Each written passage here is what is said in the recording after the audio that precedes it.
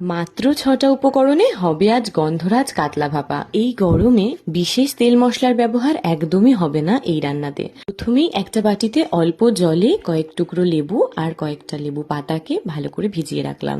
মাছকে ম্যারিনেট করব নুন, আদা বাটা, কাঁচা লঙ্কা বাটা, গোলমরিচ গুঁড়ো, গন্ধরাজ লেবুর রস আর গন্ধরাজ লেবুর জেস্ট দিয়ে 30 মিনিট আমি ফ্রিজে রেখে দিয়েছিলাম ম্যারিনেশন করে। এইবার হালকা করে মাছটাকে ভেজে তুলে রাখবো। এটা না ভেজে কাঁচা করলেও হতো, কিন্তু আমি হালকা ভেজে নিয়েছি। এবার একটা বাটিতে জল ঝরানো টক দই নিয়ে খুব ভালো করে ফেটাবো যতক্ষণ না ক্রিমি একটা টেক্সচার আসছে। তাতে অ্যাড করব ঠিক যা যা ম্যারিনেশনে অ্যাড করেছিলাম সেইগুলোই, শুধু এখানে এক্সট্রা অ্যাড করব চিনি। এতটা টক দইকে স্বাদ ব্যালেন্সের জন্য চিনিটা প্রয়োজন। তারপর 20 মিনিট বেক করে নেবো। দিয়েছি কয়েকটা চেরা কাঁচা লঙ্কা আর কয়েকটা লেবুর টুকরো। লেবুর টুকরো খুব বেশি দেবে না, তাহলে কিন্তু তেতো হবে। 20 মিনিট বেক করে নামিয়ে নিলে রেডি খুব হালকা একটা ভিন্ন স্বাদের কাতলা মাছের রেসিপি। বাই।